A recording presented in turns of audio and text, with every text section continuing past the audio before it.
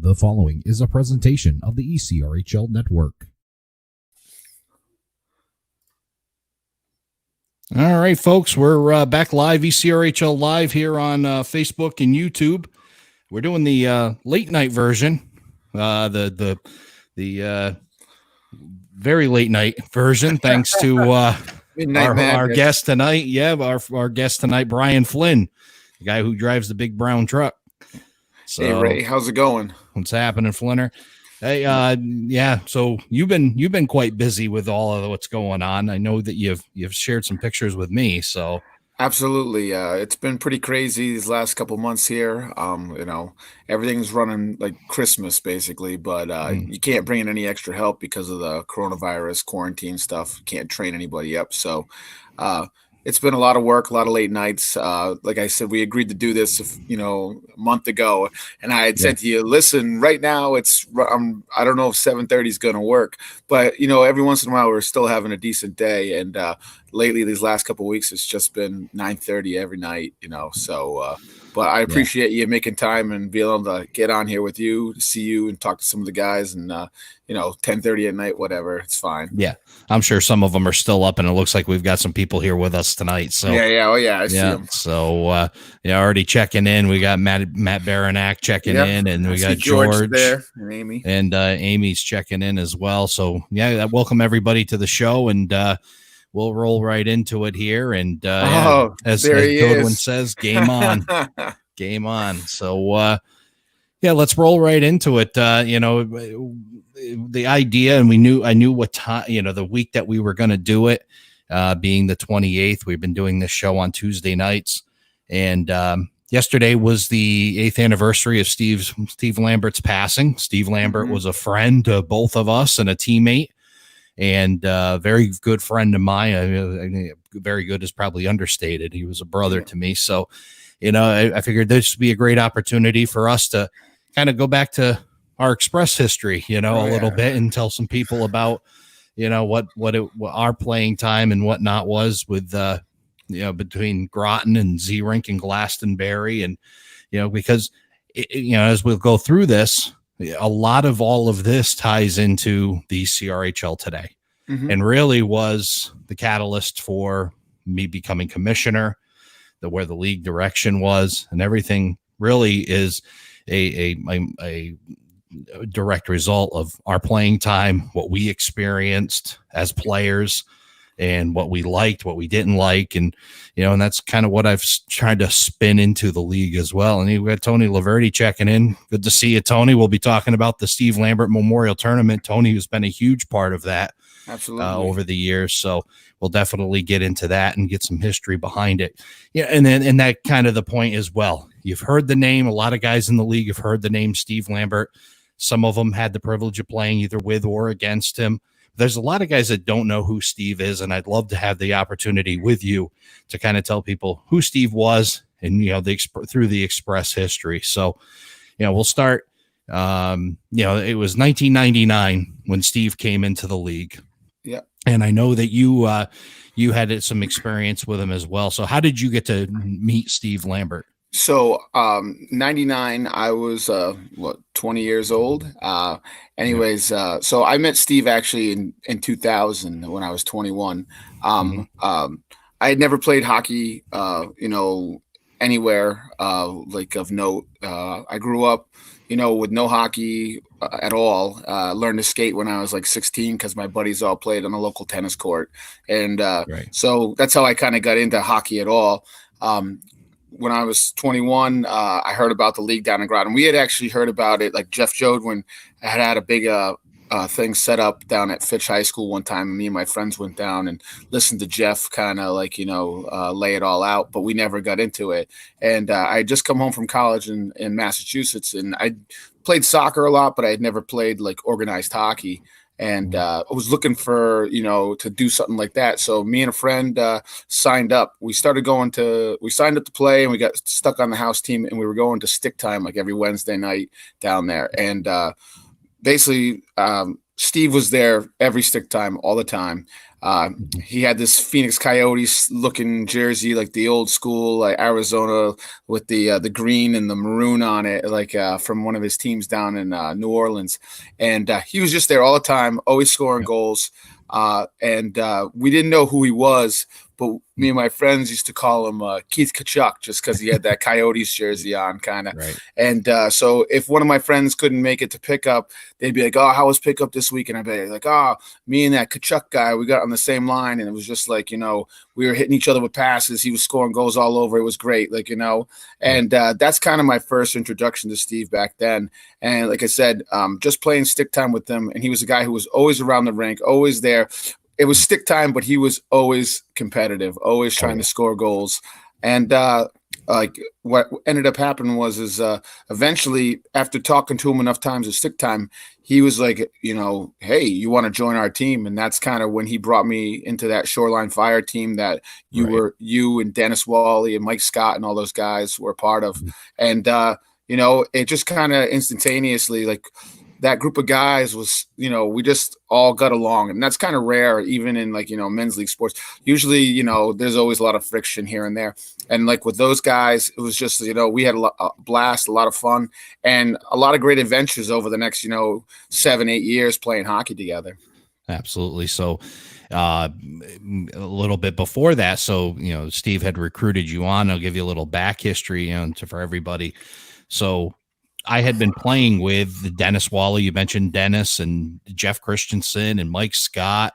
And we had a nucleus of a team, the beginnings of that, the pieces of it together. And I'll bring that picture up there. That's sometime in that 1998. And that bench we're sitting on is actually the bench that's still down there that we float around and move around that I believe Rich Cobb built. So yeah, that goes back quite a ways. And I can name most of the guys on that, but Steve obviously on the team now, in this photo, but he wasn't. And our team, our team was, we struggled. We were, we didn't have quite the pieces, but we had a good group and we definitely had a lot of fun with it. I went down to the rink. It was before one of our games, and there's Steve skating up and down the rink on some other team. But I didn't know who he was or whatnot. So I went up to Jeff Jodwin and I said, "Hey, who's that guy?" And he goes, "New guy in the league, doesn't have a team. He's subbing in. You want him?" That was a no-brainer. I mean, the guy was just skating around guys and scoring and, just do it, and I just knew that there was something, that we really needed. We needed a goal scorer. And so we grab on to Steve Lambert and we bring him on. So, so we get him on the team. That's when we really started. We were kind of dabbling, whatnot. When Steve got on that team, it changed not only the dynamic of us being able to be competitive. It was actually able us to pull together as a team. I found somebody that was just as serious about the team as I was and the things that really mattered to me. That's when again, that picture, matching jerseys and all of that came in because he was all about that. He was, he was really a big thing. And, through the years, I'll say that Jeff Christensen was a huge asset to the team. He was the graphic designer of the team, Absolutely. Did the websites, did all that. And so we design up a logo, become the Shoreline Fire. And then, and then we start becoming competitive and whatnot. So I'll throw up another picture here for you, a little flashback. So This is when we finally picked up our first championship. So no matching jerseys for the two guys in front. I'm not sure what happened there, but you never got one of the Fire jerseys. No. But that was a good season right there. We had a lot of fun. And those, when I think about that team, early on, those are the guys I really think of, those 5 guys, and it was always a really special time, and it was a lot of fun playing down there. And again, I had fun playing hockey, but when you got with Steve was so competitive that you kind of had to play to win all the time. He was a quiet guy. He wasn't out there screaming and yelling super loud or anything like that, but he was intense. That's how I would say. When he played, he was intense and he wanted to win, and he was always battling, and whether, you weren't gonna shut Steve Lambert down. He was gonna get his goals, like, and he was just, he was a guy that was always fun to play with, always open for a pass. Even if he wasn't open, he was open for the pass. Like, no he'd be yelling at you. So one of the things that also made him very competitive in his love for winning was also his love for trophies. Oh yeah, and, yeah. He always had to have a trophy. So why don't you explain this one? Yeah, because this was a pretty good story. That was actually after that 2002 championship down there. There was no real trophy for the Groton Roller Hockey League back then, and so. Just for fun, Steve always talking about, I want to win this championship. I want to get a trophy, this and that. So I got together, got some stuff out of the basement, an old cookie tin, and there's a plaque from an award there, and that's really just a vase and an old school powder thing on top, and I hooked it all together and spray painted it up, and I was going to run a threaded rod through it to kind of hold it all together, but I hadn't had a chance yet. And we were hanging out after that game, and I brought it over to show Steve, and he thought it was the best thing in the world, and he didn't even give it back to me. He took it home, and I was like, oh my gosh, so it wasn't like a couple weeks later, I was like, hey, Steve, what's up with the trophy? Give it back to me so I can finish this thing and put it together. And he's like, man, at the time he was living with his girlfriend who had kids, and he's like, the kids broke it. And I was like, baloney, you slept with it and you rolled over on it and you broke that thing. That is more likely the story. No doubt. I mean, he loved this trophy. So for anybody, we did the first Lambert tournament, and there was absolutely no doubt in my mind we had to give away trophies because it was just, we just loved them. In fact, and in the collection of things that I brought home, he had, I guess McDonald's Canada had done a promotion years ago where they were giving out like all the NHL trophies, and he had all of them. And he had a collection, and I still have them. They're up on the shelf. You can't see it. It's out of camera view, but I kept those after his passing because I knew that, just trophies meant so much to him and whatnot. So, we'll they clicked off here. Hang on one second. So, so his love of trophies, and then that was a great night. That was McNamara's, when that was open. That was his home away from home. Yep. And we went over there, and it was, hey, let's throw some darts. And oh my gosh, that guy, when it came to darts, he would not give up.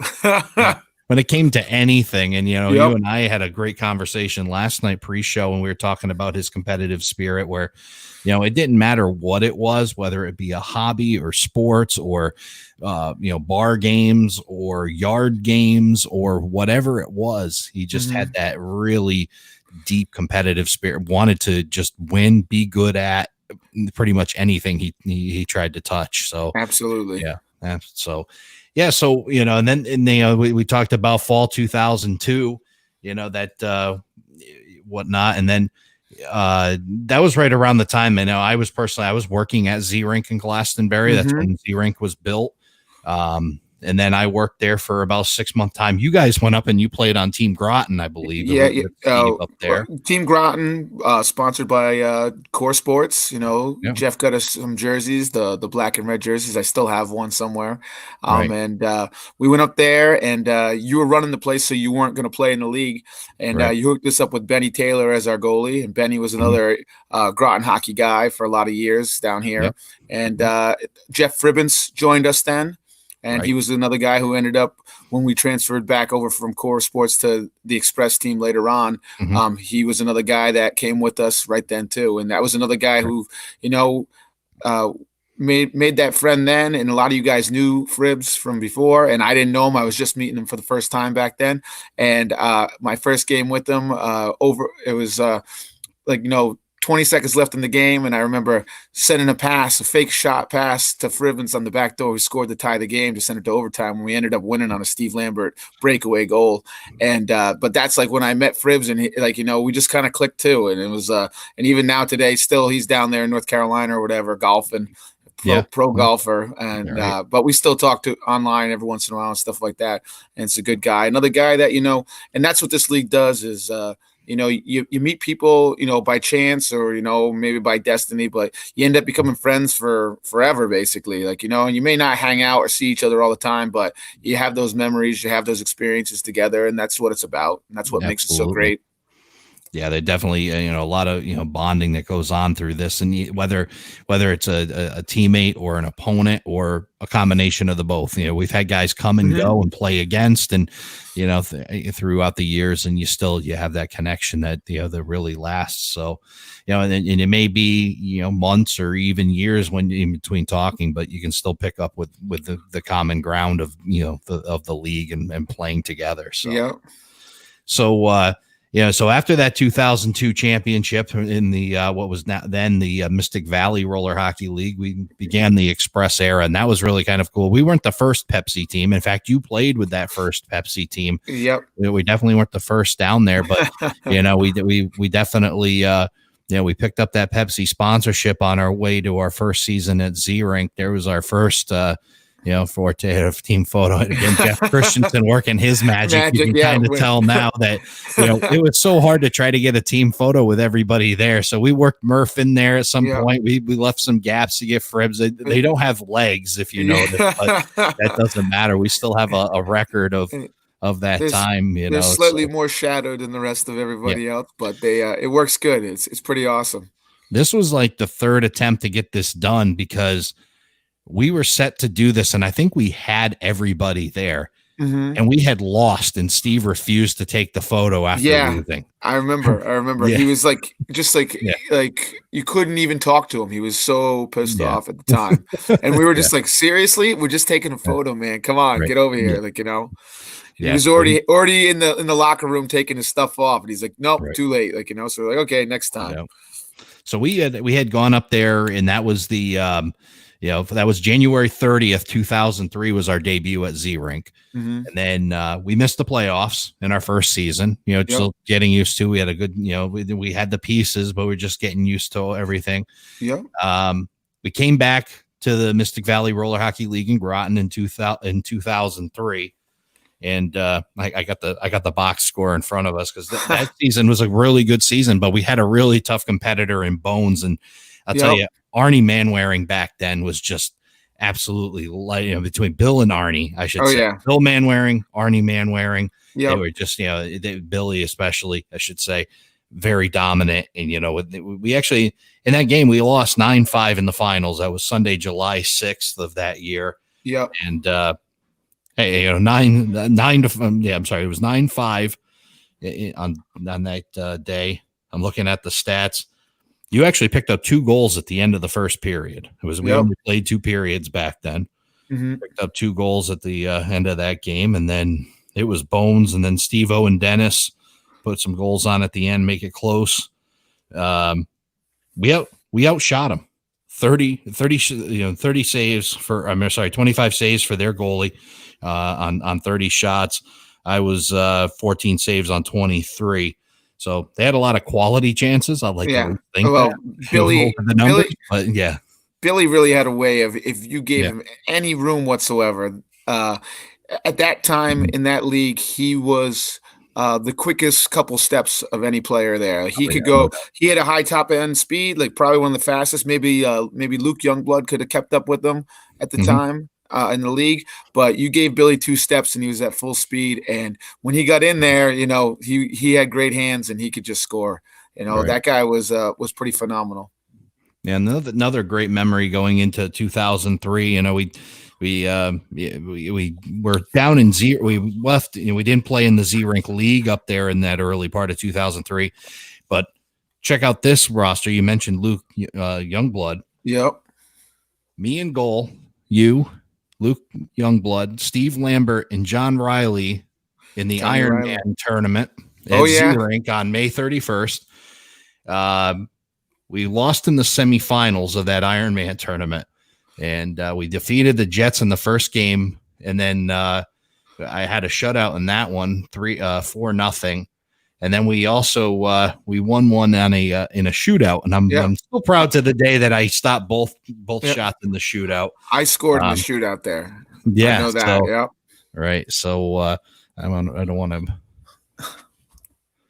Yeah, it was a rough day there, Matt. You know, that was before we picked up those young guys, and Amy's aware of the Manwarings, and she's good friends and very close with the Manwaring family. So, yeah, they were tough, and I can't wait to see what young Mel is going to do here. He's got quite a hockey career going for him, the young kid. So, can't wait to see what that develops into. So yeah, that was our first experience with just playing and then going back to a locker room and then going back out and play again. That was like the coolest part to me. We get all to play day long, a bunch of games. You're kind of hanging out all day long, just playing hockey, taking a break, playing hockey. It's kind of almost like kind of the way the Lambert tournament runs now is it's a place that you're hanging out all day long, playing games, talking to the guys from the other teams when they're not playing and stuff like that. And just everybody, hanging out and just having fun with hockey. Yeah, absolutely. Later in 2003, you and I talked about this more at length last night. That summer, Steve and I ended up playing on two separate teams up in Glastonbury, and you talk about his competitive spirit, and you can imagine what those phone calls were because we ended up facing each other in the final. And it was a best of 3 series. That was when Z-Rink was doing that. They had a best of 3 for the final. And they had me. They beat us 2-0. And the phone calls afterwards, and he had my number, and it was just no mercy, no mercy. No mercy, no nothing, no sympathy, no nothing. It was he was a competitor. He was going to beat you, and he wasn't going to apologize for it for sure. Not at all. All right, so. Yeah, we had that, and then the fall 2003 season. That was our, when we went back to the Mystic Valley Roller Hockey League. Started that fall 2003 season. We added Matt Springer and Garrett Boehm. Garrett Boehm played for us for a short period of time and actually played well in that season. Was a huge contributor, and we won the fall 2003 Mystic Valley Roller Hockey League. We don't have a photo of it, unfortunately. I would love to have been able to have that because that was our year in the Pepsi jersey. The blue ones. Yep. So but we won that championship in the Mystic Valley Roller Hockey League. That was on November 17th, 2003. And then we went back to Z-Rink. And I think that was our last forte in Groton. And the rest of our history was really up in Glastonbury from that point on. We made our March 24th, we made our Z-Rink debut. Let me see here. I thought I had that here. Yes. So let me go back to, I just want to make a couple points. It's kind of funny to read these now and see some of the names. I definitely want to mention them. The Pepsi Express claimed their first MVRHL championship under the new name and then second MVRHL title in Lightning Fire Express organization history with an 8-3 victory over Wrecking Crew. Oh, wow. Wrecking Crew's Dustin Marie scored on the game's first shot, but the Express bounced right back with goals from Garrett Boehm and Steve Lambert. Maurice would collect another goal midway through the first period, but the Express answered again with a goal from Brian Flynn and 2 goals from Steve Lambert. Maurice would complete the hat trick with a fluke goal, and once again, the Express came right back with goals from Steve Lambert and Mike Scott. Matt Springer played an outstanding game on defense and kept Justin Maurice in check in the second period. And then, the mentions that the Express will take the holiday season off and will begin play at Z-Rink in early January. Thank God for the Wayback Time Machine that was able to keep some of our articles. That was kind of our it was kind of our fun part that we actually had a website, expressrollerhockey.com, and we kept track of the stats and articles of all the games. It was always a blast, to see what people would write. Oh yeah, Steve was always the loving to be the reporter after the game. It was between him and me, and sometimes it would be me, and then he would definitely want to write, and then we would write together at times or share ideas and whatnot. So we would come up with that. So, to me, going back, we talk about Matt Baranek talking about the website was awesome. It definitely was a lot of fun, and in an era, and that's all thanks to Jeff Christensen who put that together. And it was really at the time really an advanced website, with the things that we were able to do with it and be able to keep the stats the way we did. You could communicate, and you could you could log into it as a team member. You could have a name and password to get in and look at the schedules and submit stuff. It was pretty good. Yeah, it was a really awesome thing that we we had player profiles with everybody with their pictures. Yeah, it was well beyond the level that we were playing, but it was great. Yeah, that's kind of the serious we took it. So, we Dave went Gardner. back. What's up, Dave? Dave chiming in. All right.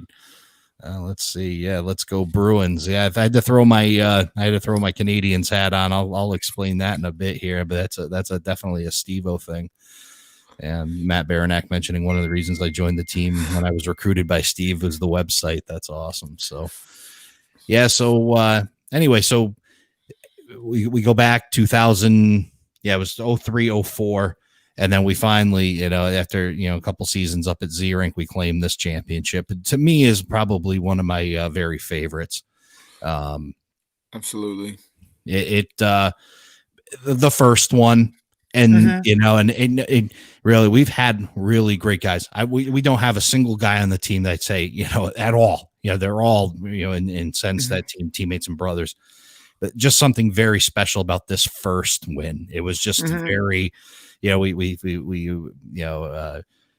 win at Z-Rink the way we played and whatnot. Yeah, you were, Jeff's got it right. You got Carl Herman in there at the end next to you, and Jeff Christensen and Mike Murphy, Dennis Wally, Mike Foreman, you, Carl Herman, Sean Prevost, myself. Those Steve car rides. Those car rides with Sean up from the Crystal Mall. Those guys would all meet up at the Crystal Mall and ride up with Sean and them in the car. Yeah. And the stories he would tell, that was more I never really rode with those guys because I was a little bit further up the line, so I just jumped on the highway myself. But they usually rode up together, and they would always just be laughing about everything Sean was talking about in the car on the way up.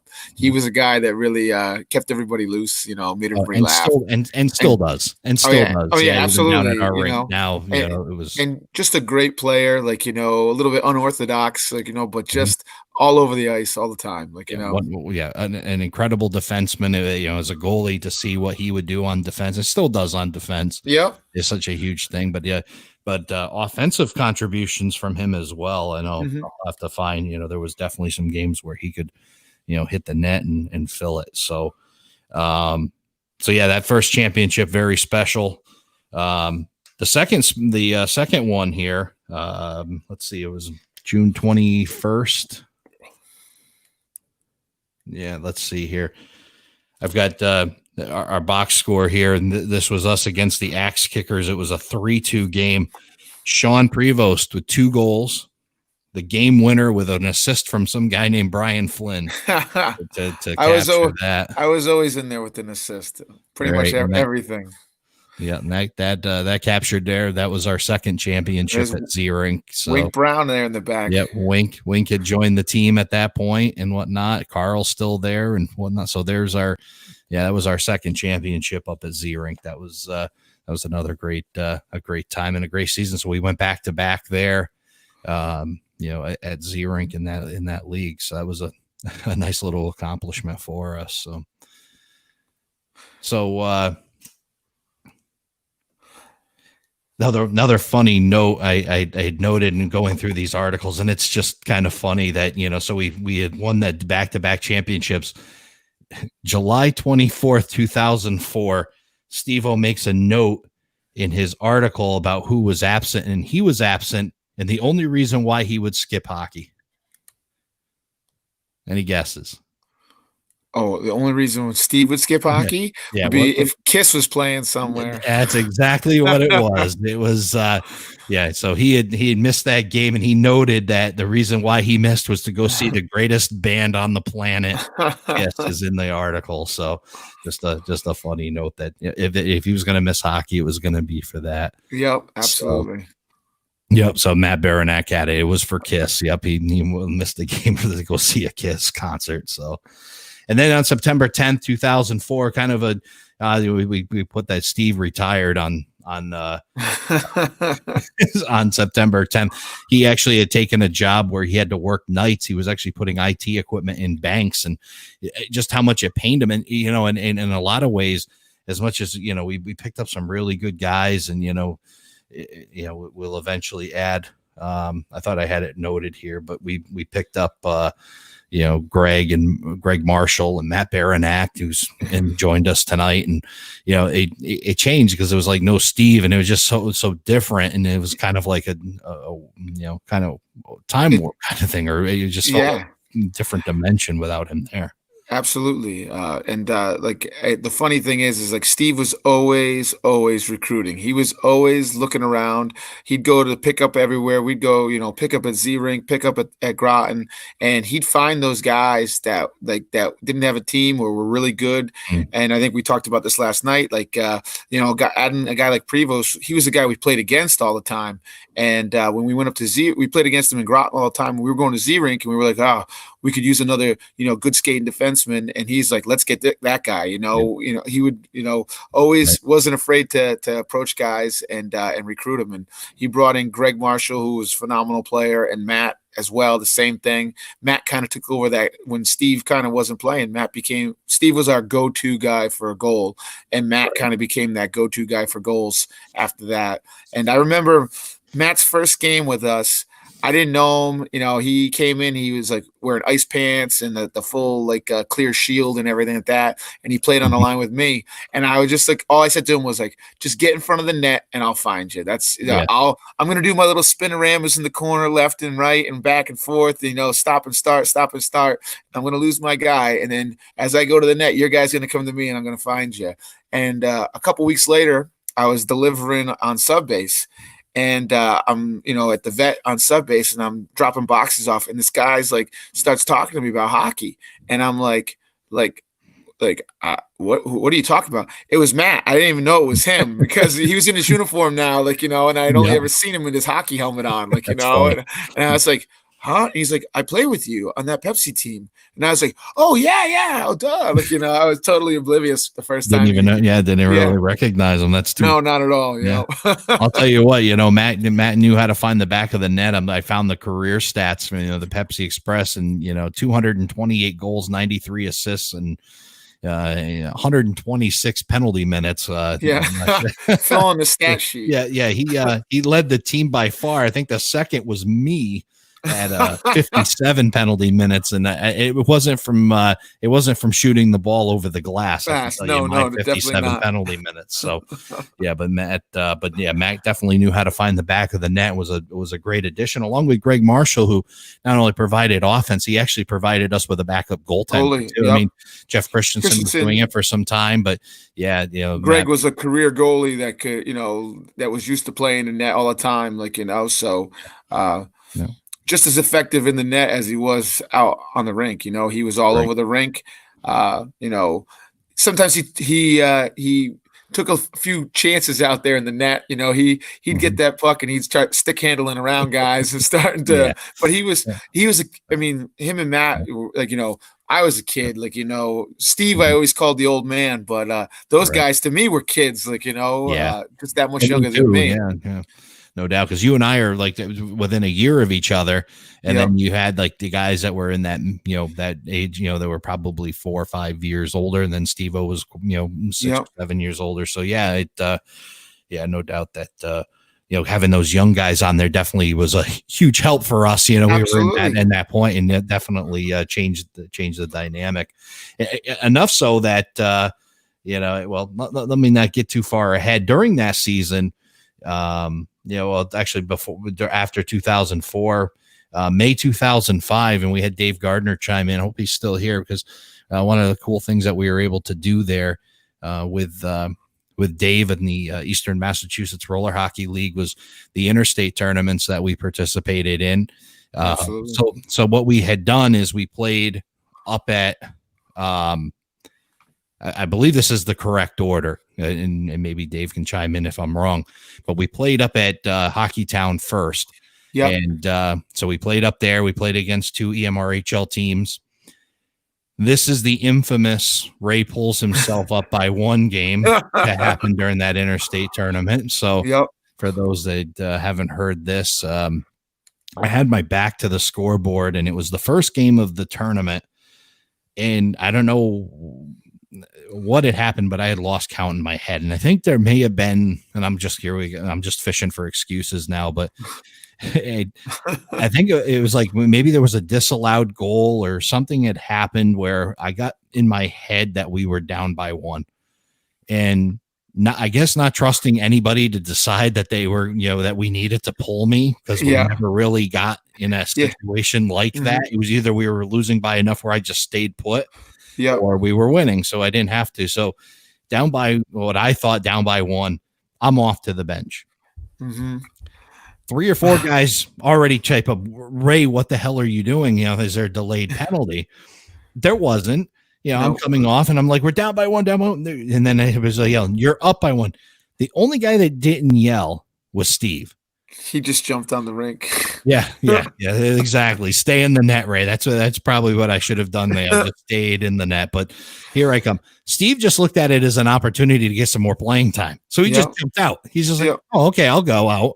Yeah, no question. Empty netter, tie the game. We end up tying that game. That was the only game we had a chance of winning, and I jumped out of the net thinking, Dahmer. So, there we go. Yeah, Matt Paul had the most points.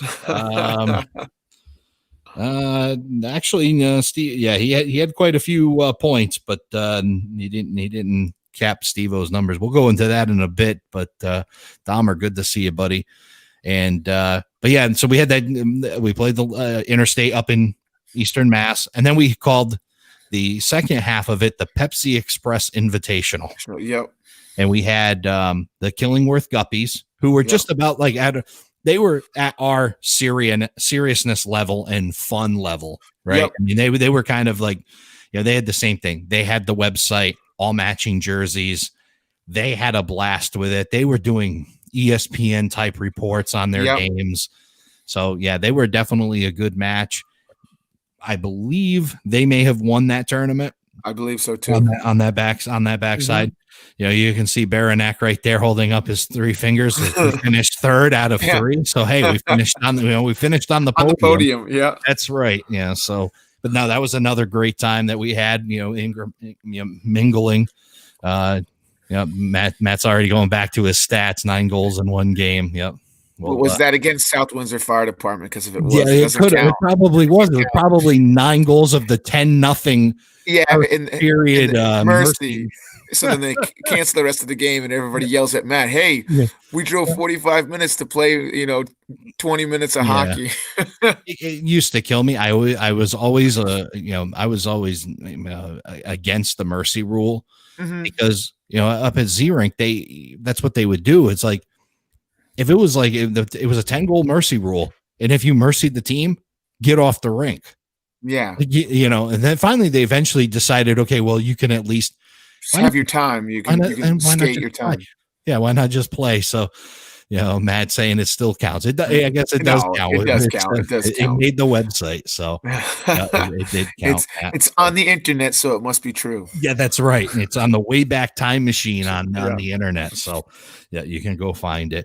But yeah, nonetheless, and that relationship continues today with Eastern Massachusetts Royal Hockey League. I consider Dave a good friend, and we go back, and a lot of ideas have come from Dave, and we've shared ideas, and we've counseled each other as well on league stuff. So it's definitely forged a great relationship, and that all started really with the Express team and doing those interstate tournaments, and even going back a little farther, Steve-O, with just that desire to play hockey anytime, anywhere, actually found Dave's league online and contacted him, said, "Hey, I want to go out and play. And oh, by the way, I've got a goalie who would come with me." And we went up there. We went up for a tournament. First tournament I play up there was like some kind of thing that Dave put together. It was like an Olympic style tournament, and I think part of it, well, I definitely know that part of it was some kind of skills competition prior to the tournament. Mm-hmm. And one of the things was a goalie foot race. Oh my God. So there's just no way I'm going to win even back then. You look at me now, you look at me then, there's definitely a difference. Even me then, I was never going to win a foot race. So all I don't remember who the goalie was, but if there was 8 goalies, I was in 8th place. I was taking the 7th place guy and hooking him the entire time. I'm trying to pull him back as I'm running. I'm just hooking onto him, trying to get by the 7th place guy. But yeah, that set up a great relationship. That was really Steve-O that set that up and found Eastern Mass League. And, that's a huge part of the Lambert tournament that, that we have today. And again, just like the always trying to find more talent, more players or whatever, like, again, he reached out and started a friendship with that league, basically, you and him, that now still goes on to today, with the Lambert tournament and those guys coming down and, things like that. And I know a couple seasons ago, you guys took some teams up to their tournament, guys from the Groton League there. Yeah, we've definitely done work with them. Had tournaments and participation in the Bird and the Bird tournaments that I had been a part of. We put some teams into that, and we've had guys come up and go up there as well. So definitely, you talk about that relationship. You can track that right back to Steve Lambert. There's the importance of, that what he had started and still continues. So and then the last championship. Yeah, I want to definitely show that photo. I know which one this is. Yeah, so this is Baranac. Apollo Creed. Yep. Apollo Creed in the front row there showing off his medal. And added Brian Kelly and Mark Abo to the squad. Yep, so Abo joined the team. Yeah, he definitely had some real solid defense. And then we still got some, the original Groton guys, right across that, in the back row. Five guys in that back row. And then with Foreman being a Groton guy, along with Brian Kelly from the Guppies, with that relationship that we did with the Pepsi Express Invitational part of that interstate tournament, rather. That Brian Kelly came aboard, and then, Matt Baranac as well. And Matt, kind of was in that Groton area as well with us. So, that was our last one. We had the white jerseys, another great accomplishment for us. The whites really were sharp. I love this jersey. Yeah. So, and that's the one you've got on right now. So, so then, and then after that, we didn't win any more championships. So we went on to play some more games up at Z-Rink. We were, still active up in the at Z-Rink for a little while. And then life caught up to us, it really did. I can say now that I apologize to, the guys that I always used to kind of call that.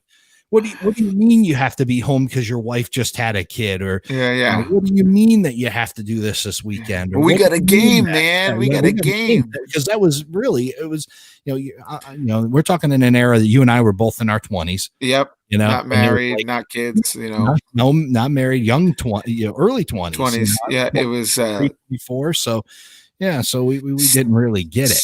Steve and I would always say, have stick, we'll travel. And that was it. Any team, doesn't matter. I'll play for anybody at any time. I'll jump on there. And so many times he'd call me up like in the middle of a work day and be like, hey, I'm playing on this other team up at Z-Rink. And I'm like, you're playing on another team? And he's like, yeah, but we don't have too many guys tonight. You want to skate? And I'm like, yeah, sure. Pick me up, So I'd meet him at Salem Four Corners at whatever time. He'd pull up, have a few Red Bulls or Mountain Dew amps in the car, hand me one, and I'd be like, I don't know if I need this. And he'd chug one down and put on some Kiss or some Rat or something like that, in the Ranger, and drive on up. And we always had a blast, a lot of fun. Brick Road Brawlers team up there was a lot of fun. That's where I met guys. Wink came from that team to play with us after that, and Anthony LaSala and Jay Montesor, who were in that picture up at the Mass Rink. They came up for that tournament too.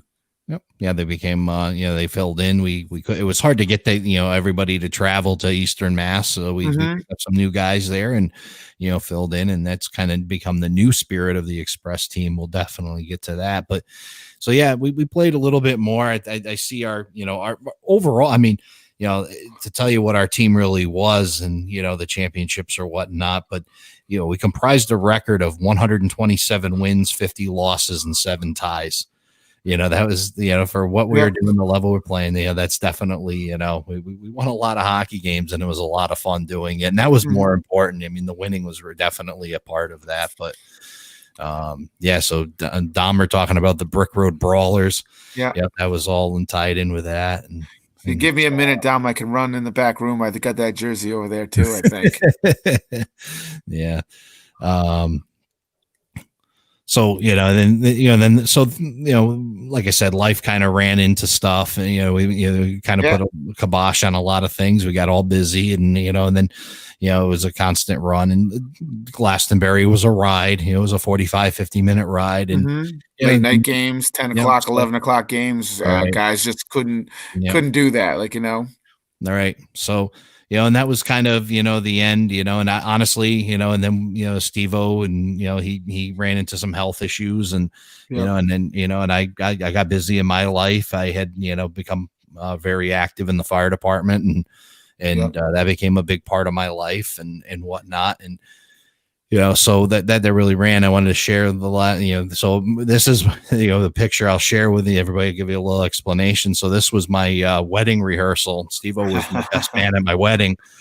So we had donned the Express jersey. I had this idea of, hey, the groomsmen will wear blue and the bride wears white. So they'll wear the white Pepsi jersey. So we wore this for our wedding rehearsal at the church and whatnot. And sad to say, I think this was the last time Steve donned his Express jersey. So I at least have a record of sort of that to say, that was the last time. So, and when he, I always like those kind of, meaningful things, meaningful gestures, those kinds of things. So when Steve was my best man, I was like, there's really no distinction to say who the best man is.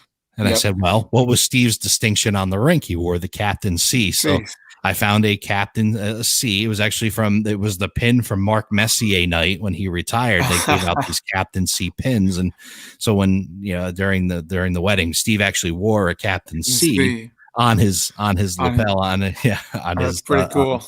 So he was designated the captain. He was the best man and whatnot. And even the group that was at my stag, we held that at Sliders up in Berlin. And what breaks out?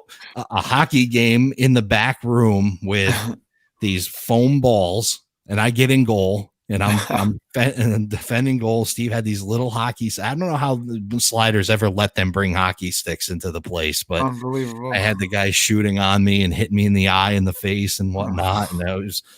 I don't know. It was a great time. That was something Steve-O had put on and whatnot. So, we get to this, the unfortunate part of our story. So April 27th, 2012, Steve departs us in a motor vehicle accident in Berlin, just outside of Berlin, New Hampshire, his hometown. It was obviously difficult, and difficult for the team, difficult for me personally, and difficult for a lot of people to have lost him. But in that, some really amazing things. Here we go. Dahmer, we're talking about the slider slap shots. Dahmer was there. He knows what's going on.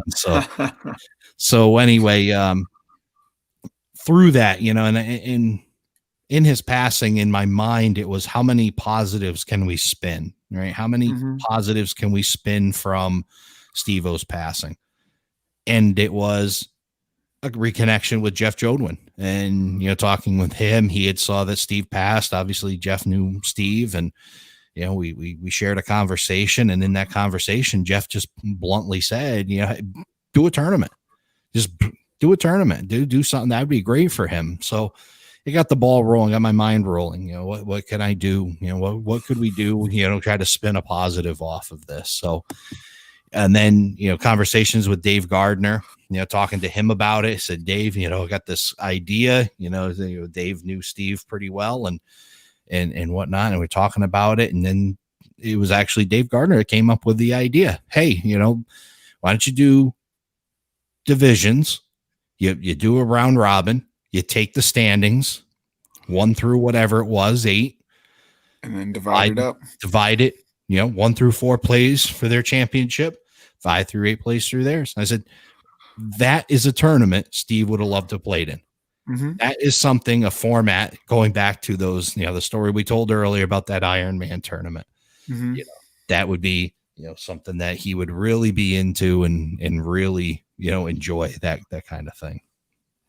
And not just him, but like for everybody, it kind of invites kind of every level to want to get involved, because it's not just about building like a powerhouse team to kind of be the best team of all 8 teams. Like, you can be a middle of the road team, and you're only 2 wins away Right. from being being a champion. You get to the semifinals and the finals, like and Right. so it's kind of open for everybody, and it's just to encourage people to be around each other, share hockey and have a lot of fun, Yeah, Dave chiming in. Glad I could help. Now, Dave, you're a big part of that, and a big part Absolutely. of that, that interstate tournament and whatnot. And if you ever want to find something fun, if you go, you can search it out on YouTube. You'll find the brawl that that was staged by those guys in Eastern Mass. That's on YouTube that they had. In fact, Dave had played that, I think, on one of his shows recently as well. But a lot of fun that they had.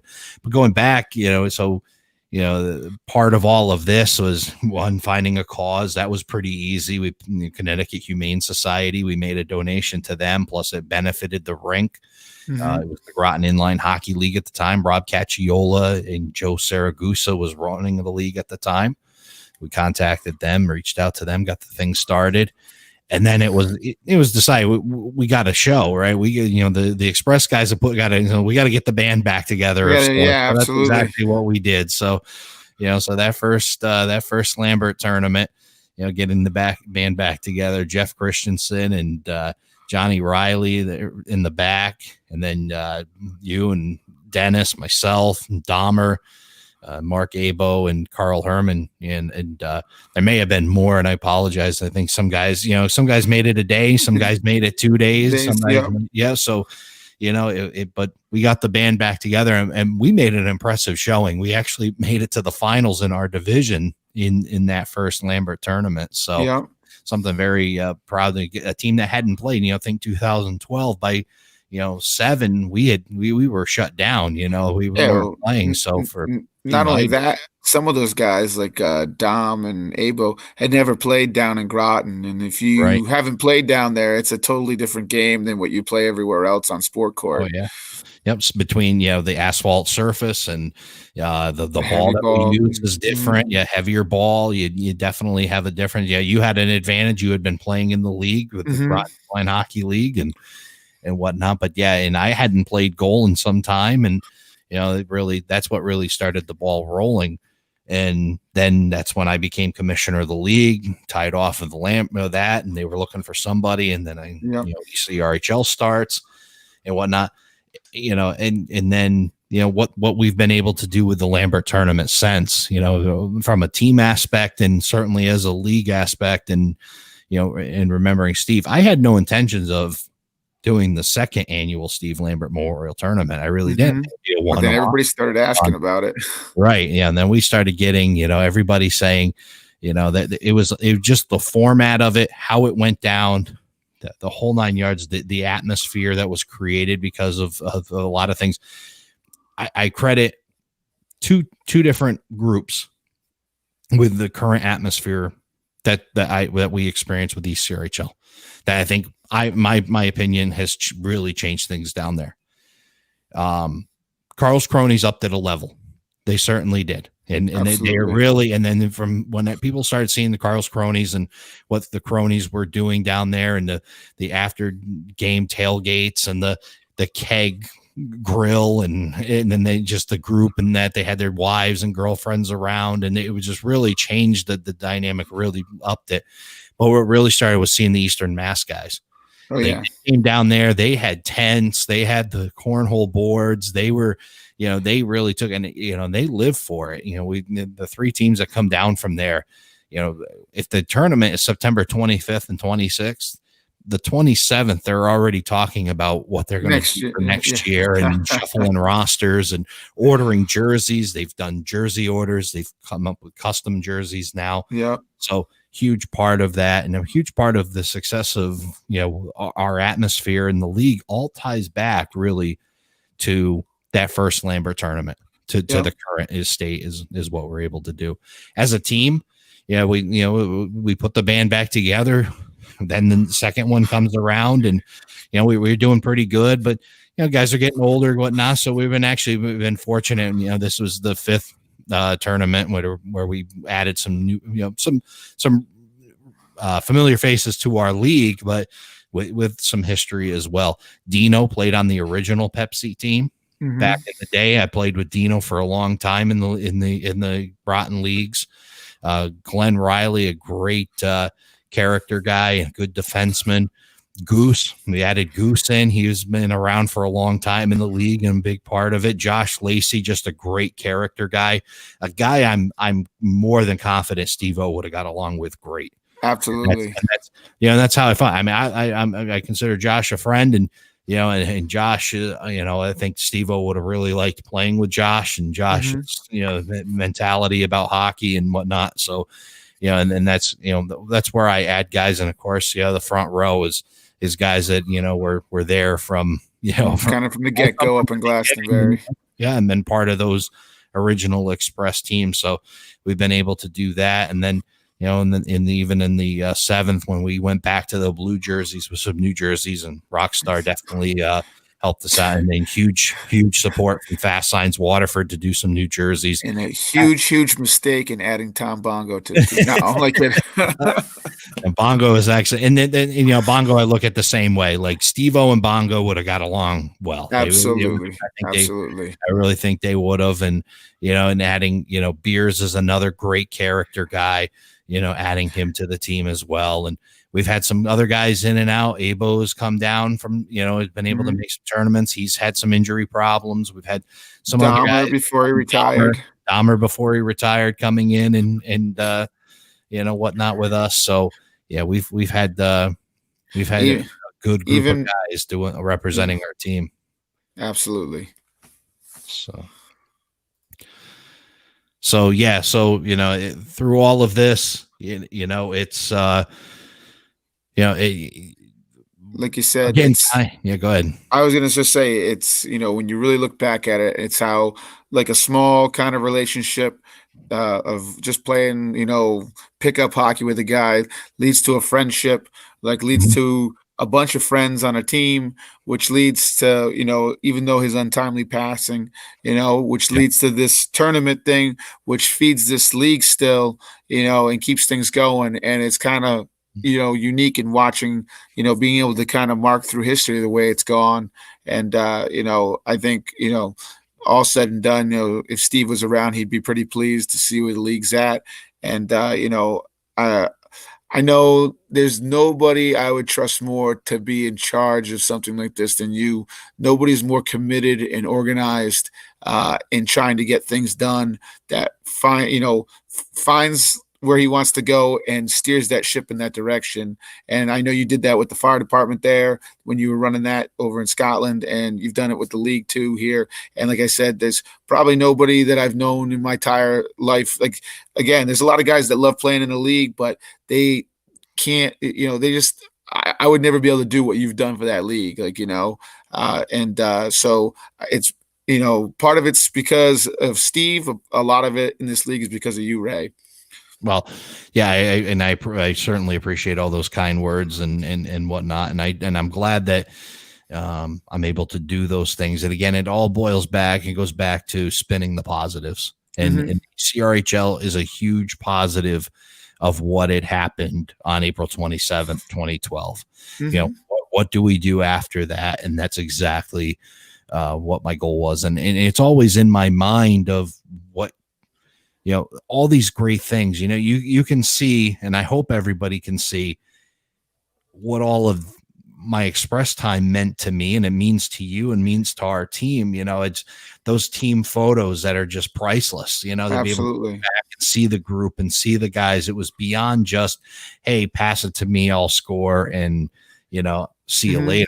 It was just a really bonded group of guys. And I know we have teams the same way down in Groton, and it really is a great thing to see for me. And that's what I want to continue with our league, is being able to have that level of camaraderie amongst the teams, camaraderie along with the league, And again, it's all in my mind of, Steve's with me, and, and that, what him and I both enjoyed, I want to be able to provide for everybody down at the rink. So again, thank you for the kind words. And, you've been a big part of that as well. The senior guys that have been down there that have really kept it going. You were part of, right around the time of the reboot, get enough credit, the work that was done there to get it restarted, because it was looking pretty bleak. I mean, they took the rink down, it was, and the fact that they put it back up is nothing short of a miracle. And, in that sense, and then, to get the league restarted and be where we're at today, and hopefully soon being able to go back down there and continue our, what should be our, I believe, 8th season down at the rink. So under the ECRHL banner, and a great history of Groton hockey that Steve was a big part of, and we were a big part of, back in the day. And I'm glad that you came on with me tonight and be able to tell that story. And Matt Baronet, the rides up in the locker room with the guys meant more than the games. They certainly did. And, it was all together. It was all, the games were the reason, but it was all part of it. Yeah. What was the place down the street? Is it the Double Down that we used to go to after? From Z-Rink. The bar in Glastonbury. Was it? It's still there. It's the same place. It's the same name. The Diamond. The Double Diamond. Is it Diamond or the Double Diamond? Diamond. Yep. Okay. Diamond restaurant. Yep. Going down to the Diamond after the game. After 11 o'clock game. Midnight. On a Monday night too. Well, when you had the Friday night league, when we were playing Friday nights too, that was a little bit better. But it was always a blast. It was always look forward to it, whether it meant like if we was an earlier game and I had to run all day at work to get done, you never wanted to miss a single one of them. Right. Yeah. That's, there's Dahmer. He knows at the Diamond down in Glastonbury. Yeah. That was, we'd go down there. Something, I think we did like 11 o'clock was so tough because you do Monday night, 11 o'clock, you got to work in the morning. So like get up there to play the 11. The game's done. By the time you get out of the locker room, it's midnight. Yep, 12:15. And even then, and I think most of the time when it was 11 o'clock game, we just went straight home. But there was quite a few nights where we all shuffled down there. Or at least have a plate and a drink, and then exactly, and then get out of there. But so we would run down, whatever. But then you get home, and you're still pumped. You're amped up. Game. Yeah, you weren't sleep. You were going to sleep till 3 a.m. anyway. Back up at 6. I was like, oh my, buying the loser team a pitcher of beer. Yeah. So that was a good spot back in the Glastonbury days. I mean, Z-Rink itself was, just even playing at Z-Rink itself, and that goes without saying. I mean, that was the cathedral of roller hockey. We had some pretty, we were pretty lucky to have some place like that so close by. Yeah, it was. Yeah. And then unfortunately that's met its demise and whatnot. It's a rock climbing gym now. My kid went rock climbing there. Oh, is that right? Yeah, that's what it is. Indoor rock climbing. Yeah. So, and I'll say this, Z-Rink, fantastic building, fantastic, a lot of things, but it's doesn't match what we have in Groton, which is that outdoor experience, that camaraderie we get around. We didn't have that. I mean, you went to your locker room, like you may have known some guys on the rink, but you went to your locker room and didn't talk to them. No, you changed, you went to the parking lot, and then if you wanted to hang out, you went to a place like the Diamond or something like that. But that was about it. And what's great about Groton is like you could guys just kind of camp out for the afternoon or for the morning. You sit there, watch 2 or 3 games, grill food, hang out, talk smack, sub in for other teams if they need to. Oh, yeah. And the replacements team that you guys have used these last couple seasons here to fill that one team spot that you needed, it was a great thing because it keeps guys who have afternoon games are showing up early to be part of that, or guys who had early games hang out later to kind of be around to play in that game. And it's been a fun thing, for a lot of guys down there. More skating time is always appreciated by a player. Oh, yeah, absolutely. Especially I know guys making travel time. You come make a long ride down there. You want to be able to get some playing time in. The replacements was a really good thing for us, and that may actually be coming back. I'm hoping I can be able to announce. I'm hoping I can be able to announce, hey, we're going to go play hockey here, but we got to wait this whole situation out right now, and really can't give any answers. And, guys have asked, and I appreciate their enthusiasm. I don't have any answers, unfortunately. Yeah, it's a wait it out. Yeah. Yep. And there's like, again, because we've never been through something like this, you can't really predict exactly how it's going to go. Like, Right. You can't say, oh, well, this is the way it worked last time we had a delay like this or anything like that, because it's just unprecedented. Absolutely. So I'm surprised that hasn't come up, but it was good to see Dom Marino in here. I'm sure he approves of the hat. The hat's got a story. And, when we, with Steve's funeral, we wore this hat. The pallbearers wore Montreal Canadiens hats. A lot of Bruins guys. As Dahmer just had his own, he was thrilled about it. Yeah. And, it felt like my head was on fire, but nonetheless, we wore it. And I said, I'll wear it again tonight in honor of Steve-O and thinking of him and thinking about, all the guys that made that Express team. Just, one of the greatest parts of my life. It really was. It was a special group of guys that had a lot of fun together. That I still, even if we don't talk, I'm friends with every single one of them on Facebook. I still follow what they're doing in their day-to-day lives, that they post online and stuff like that. And, if I saw them tomorrow, I'd run right up to them and say hi and, and kind of, shoot the breeze with them. Oh yeah, no doubt. Yeah. There's not a single guy on the team that you wouldn't, No, absolutely. Not a single guy that, that's how good we were. Pretty fortunate that everybody was just, a good dude. Right. And it all started with the nucleus that we talked about tonight with Steve Lambert. It really did. And that's really the glue that held that team together. Yeah. You talked about that. Here's a guy, statistically 241 goals, 119 assists, 24 penalty minutes. I wonder how many of those assists were actually passes and not just rebounds, because probably not a lot. Well, Mike Scott, definitely was on the receiving end of goals. Let's take a quick look at Mike Scott. 88 goals, 56 assists for Mike Scott. That Mike Scott, Steve Lambert line. Steve-O would skate around like crazy, and Mike Scott would go to the front. Yeah, go ahead. You know it as well as I do. Yeah, he'd just park himself in front of the goalie and take the abuse. And Steve would take a shot, and if it wasn't going in, Mike was there, and he was going to scoop it up and slide it in. And he had a real knack for half falling down, half throwing it in the back of the net as he's getting cross-checked down to the ice. Yeah, Matt Baranek. How many Express kids do we have now? Well, you've got what do you got? Two. He's got one. I've got two. I got two. Three. Oh, you got okay, two, not three. Two. Yeah. Well, I don't count myself, so two. And then your wife might count you as an Express kid. I think he does. She still does. Yeah. Abos got two. Yep. Christensen's got three, I believe. Mm-hmm. Dennis. Yeah. So there's a lot. Yeah. There's a lot. There's that Pepsi Junior squad out there somewhere. Or they had that Pepsi Next. They had that a few years ago. That light blue. Maybe mine are right now. It's Barbies and princesses and. Yeah, the hockey stick is kind of far away. So you see the Black Wheels, Dom Marino. That's one of my favorite stories. Before we even knew who Dom Marino was, really, he played on a team that would play against Steve, and there was a rule up in Z-Rink because of the sport court that you couldn't wear black wheels because it would mark up the court. So they show up for a game, and Dom knows Steve's that kind of goal scorer ringer for the other team. So he sees Steve skating with black wheels on, and he beelines it right up to the refs. And he's like, that guy can't skate. He's got black wheels.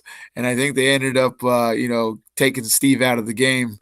And it wasn't until years later that they were friends that Dom told him, hey, that was me who ratted you out on those black wheels. Yeah, and I think something about leaving one left him on somebody's step. I think it was Steve left him on step or whatnot. But yeah, so I have somewhere. I'm looking up at the shelf that I had the Steve-O stuff on, and I know somewhere behind something is one of those black wheels. And in fact, you know what? Let's. I'm gonna grab it. Go grab it. Not show it. We got Justin Marieski in here too. What's going on, Justin?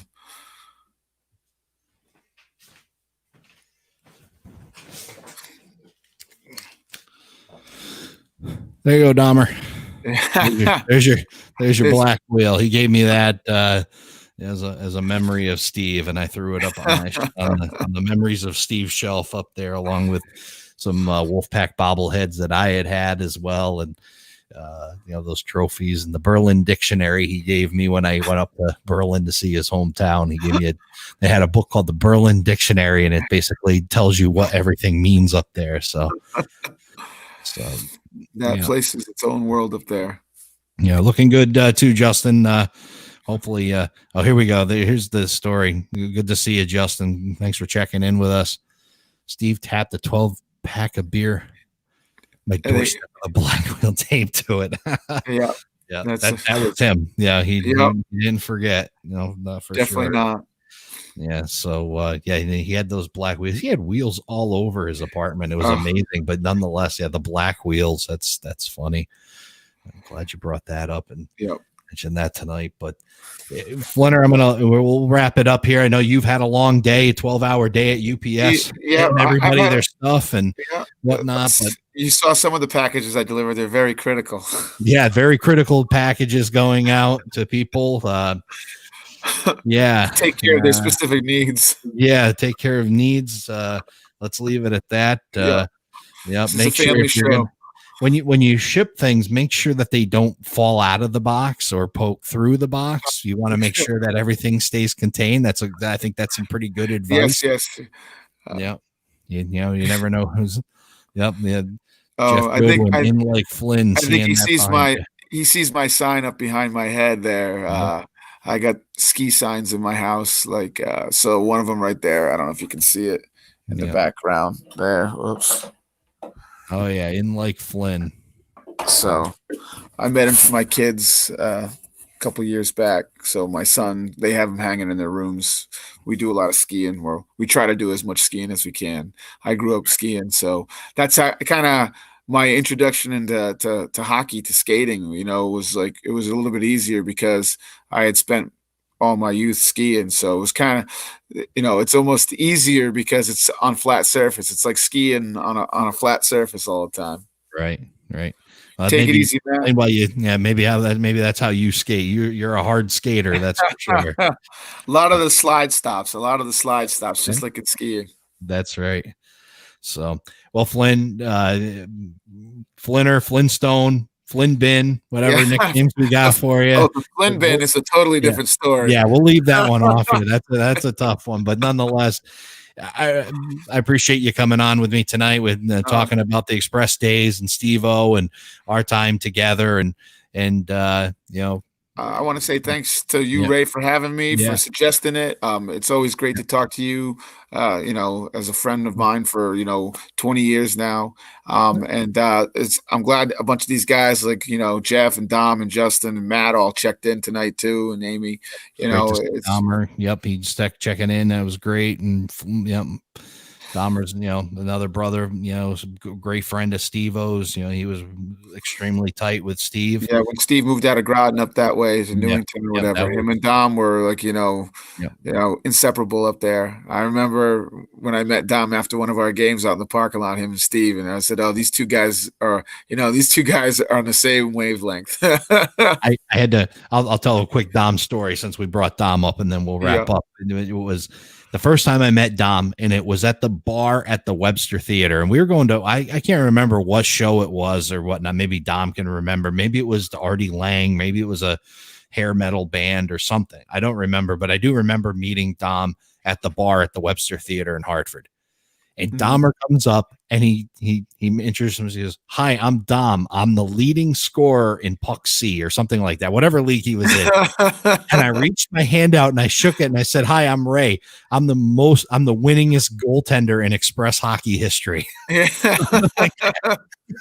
So yeah, and then Steve. It was Steve, Dom, Tommy O. We didn't even get to mention Tommy O should have had a little bit more airtime today. Yeah, that's right. Tommy O. He might pop up by the time. Well, the thing is the problem with that is if you say his name 3 times, then he just appears at your front door.